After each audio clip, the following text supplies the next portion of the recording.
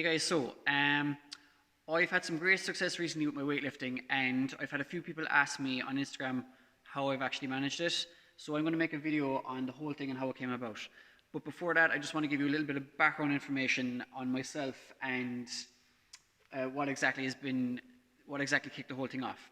So I used to have a weightlifting coach, and we just give him a made-up name. We just call him Lillis because that's not a real name. And I used to always send him videos of my snatch, clean and jerk, and stuff like that, just to always try and like refine the technique to try and get the numbers up and get some feedback. And more or less, he would say to me a lot of the time, you just got to get your legs stronger, and that's what's going to help you lift a heavier weight.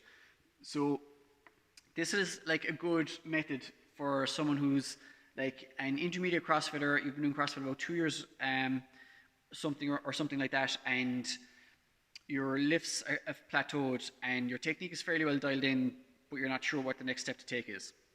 If you're a beginner, I definitely wouldn't do this. Just like stick to your CrossFit, because beginners they lift new weights like every month or so, like definitely for the first 2 years, depending on every person's ability, but definitely for the first year or maybe even up to 2 years, depending on like how athletic you are and your own background. But anyway, so starting off right, I was stuck at that number for ages, for years, and I have a lot of psychological hang-ups about the back squat. So what I mean is, it's kind of hard to explain, but I'd unrack a bar, I'd descend into the bottom, and I'd barely push up, and I'd already be defeated when I've unracked the bar in the first place and on my way down in the back squat. And there wouldn't be like a lot of fighting me because I'm not quite sure why. It's kind of hard to explain. Like the technique would feel off. I'd be going onto my toes. I've seen people like bail with the bar out the front and stuff like that, and you don't want to find yourself in a compromised position when you're bent over and you're using your back when you shouldn't be. That kind of thing is all going through your head, and I just didn't have the same fight in me that I would have for other stuff like the bench or the deadlift. So my back squat was not great. So what I decided to do was I tested my max at the start of the 10 weeks, and it was 165. So what I decided to do was hit 160 every time I back squatted. So 160 is a number that's very close to my max, but I'm confident that I could hit it every time. And I used to do this 3 times a week on a Monday, Wednesday, Friday, and it's how I would start my weightlifting session. I would start with the back squat, hit that for just 1 rep, and then move on to the snatch or the deadlift. On top of this, I'd always be doing my regular CrossFit stuff that I dish out to the members. So at the moment, like, all we're doing is kettlebell and dumbbell work, and I'd be doing that 5 days a week earlier in the day, and we were always doing a specific leg strength session with a dumbbell or a kettlebell, and I would do 1 or 2 of those a week. So it's stuff like tempo goblet squats, the lunges with the dumbbell or kettlebell, split squats, that kind of thing. I'd even make sure if I'm doing this and I'm squatting on the same day, I would still squat with the tired legs from that session earlier and keep making sure that I hit that 160 all the time, just for 1 rep. So that went on, guys, for 3 days a week, and I did that number for about 2 weeks. So every Monday, Wednesday, Friday for 2 weeks, hit that 1 rep, and then I'd move on to whatever else I was doing.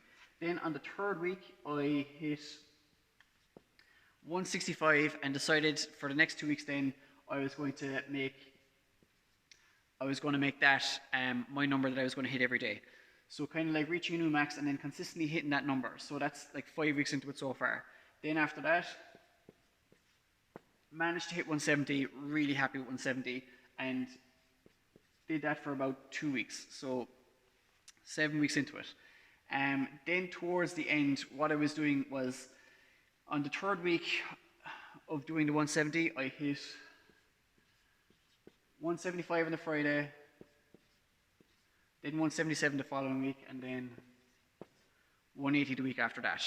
So, and now it's basically the 10 weeks altogether. So like even on this day when I hit the 175, I did try the 180, missed it. Tried the 180 again here, missed it, but I did get it on the final attempt. I wouldn't advise anyone else doing that, but I kind of really wanted to hit that number. It's just like a nice round number, and I really wanted to hit it, and eventually I did. And that's what I was doing. So the whole time while I was hitting these numbers, I would just hit that on the Friday. I stuck to the 170 the whole time towards the end. So 170 this week, 170 this week, and 170 that week as well. I didn't make 175 my new number that I was hitting, because 170 is still very close to, it's very close to my old 1 rep max, and because I've been doing those numbers, it's not a massive increase, and if I didn't concentrate and I wasn't careful, I would miss it, and I did miss it like once or twice, but re-racked the bar, made sure I hit it again on the same day, but still managed to hit that the whole time. And that's pretty much what I did.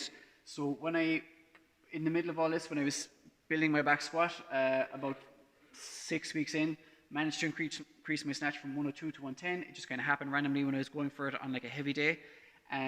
My clean then, when I started to be able to clean, about 6 weeks from the beginning, couldn't do anything for about 6 weeks, but then slowly was working to about 60%, 70%, and then the last 2 weeks just decided to build up to like a heavy 1 rep and max it out, and that jumped up from 132 to 140, and then the jerk, I must have jerked about like 3 times in the 10 weeks towards the very end, and that went from 125 to 130, and all basically had to do with me building my leg strength in my back squat, because basically for these lifts I could just drive my legs into the ground better when I'm extending myself.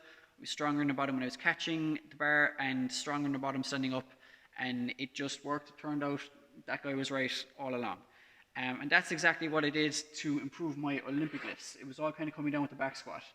So to summarize, right, didn't neglect my CrossFit, started every weightlifting session with that 1 rep on the back squat. And the last thing I want to say is, while we were doing the CrossFit workouts the whole time, while things are being locked down, we did a lot of running as well. So I made sure we had twice a week, we have 2 long 40 to an hour long workouts. And there would always be a couple of kilometers of running in these workouts, anywhere from 2 to like 4 kilometers. We never went over 4 or 5K. So the reason I'm kind of getting at this is because I always had it in my head that if I do too much running, it's going to affect my squat. My squat's going to come down on that week or whatever it is. But that never ever happened, because I decided that I wasn't going to neglect my running, because I didn't want to because I wanted to build this, I didn't want to just ditch the CrossFit and ditch the Metcons. Wanted to keep that going as well. So like if you're running anything up to 5K, you can definitely do that and build your squat as well. Like anything over 5K, like 10K or more, I don't know what the answer is there. If the evidence suggests that it's no, it's probably no. But I personally can definitely vouch for like running up to 4 or 5 kilometers twice a week will have no effect on your weightlifting. So like it wouldn't be 4 or 5K bunched together, but it would end up being that total when we're doing it in intervals in the WOD. I made sure I did that every week, every Wednesday and Saturday. We'd always do those long workouts for 40 minutes. And even on the Wednesday, after the long workout, I would still hit those numbers that I was supposed to hit on the squat.